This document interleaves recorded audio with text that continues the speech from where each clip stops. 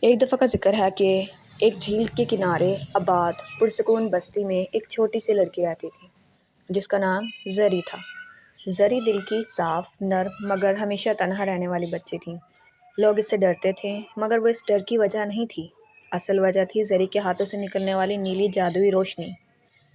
جیسے ہی وہ بہت زیادہ خوش یا بہت زیادہ اداس ہوتی، اس کی انگلیوں کے کناروں سے چھوٹی چھوٹی نیلی چنگاریاں نکلتی تھیں، خوبصورت مگر لوگوں کے لیے خوفناک۔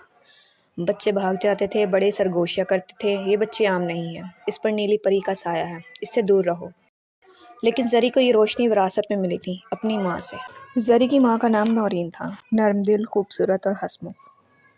نورین جب ہنستی تھی تو اس کے ہاتھوں سے ہلکی ایمبر رنگ کی چمک نکلتی تھی جو بستی والوں نے پہلے کبھی نہیں دیکھی تھی۔ مگر نورین ہمیشہ کہتی تھی یہ روشنی خدا کی نعمت ہے، کسی کا نقصان نہیں دیتی ہے۔ کچھ سال بعد نورین بیماری کی وجہ سے دنیا سے رخصت ہو گئی۔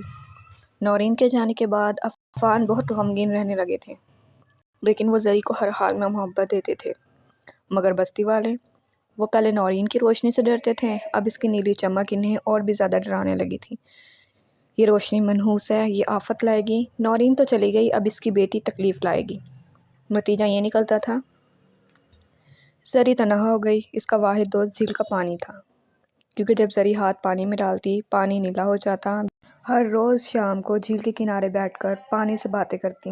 افغان اسے تسلی دیتے، بیٹا، روشنی بدقسمتی نہیں ہوتی، بدقسمتی وہ دل ہے جو سمجھنے سے انکار کرے۔ مگر بستی والے زری کو ہمیشہ الگ رکھتے رہے۔ اچانک بستی کے اوپر آسمان نیلے رنگ میں چمکنے لگا، دروازے بند ہونے لگے، لوگ خوف سے چلاتے، نیلی پری آ گئی، نیلی پری آ گئی، جھیل میں کچھ ہو رہا ہے۔ زری نے اپنی کھڑکی سے جھانکا تو دیکھا جھیل کے اوپر نیلی روشنی کا دائرہ بن رہا ہے، جیسے کوئی آسمانی دروازہ کھل رہا ہو۔ وہ آہستہ آہستہ جھیل تک پہنچی، پانی ابل رہا تھا جیسے اندر کچھ ہل رہا ہو۔ پھر اچانک پانی سے نیلی روشنی اٹھنے لگی، روشنی نے انسانی شکل اختیار کی اور زری کے سامنے نیلی پری آ گئی۔ پری کے لمبے چمکتے نیلے بال تھے، اس کے پر رات کے آسمان جیسے نیلے تھے، لباس پانی کی لہروں جیسا ہلکا اور روشن تھا، مگر اس کے چہرے پر اداسی تھی۔ پری نے زری کے سامنے گھٹنے ٹیک دیے۔ تم ڈرو نہیں، میں بری نہیں ہوں، میں تمہارے پاس مدد مانگنے آئی ہوں۔ زری نے حیران ہو کر پوچھا، لوگ کہتے ہیں تم خطرناک ہو، تم سب کو نقصان پہنچاؤ گی۔ پری کی آنکھوں میں آنسو آ گئے۔ اگر میں لوگوں کو نقصان پہنچانا چاہتی تو آج تک کوئی انسان بچتا ہی نہیں، میں تو اس جھیل کی محافظ ہوں، لیکن جھیل خشک ہو رہی ہے، اگر جھیل ختم ہو گئی تو میں بھی ختم ہو جاؤں گی۔ زری نے قدم آگے بڑھایا، میں تمہاری مدد کروں گی، تم اکیلی نہیں ہو۔ پری اس کی طرف حیرت سے دیکھتی رہ گئی، تم مجھ سے ڈرتی نہیں ہو؟ زری نے سر ہلایا، سچی روشنی سے ڈرنا نہیں چاہیے۔ جب زری واپس بستی میں گئی تو سب کو بتایا، سب ہنس پڑے۔ پری کہانیوں میں ہوتی ہے، یہ لڑکی جھوٹ بول رہی ہے، یہی اس روشنی کی وجہ ہے، یہ منحوس ہے۔ ایک بوڑھی عورت نے زری کو دھمکی دی، اگر نیلی پری واقعی جاگ گئی ہے تو صرف تمہاری وجہ سے۔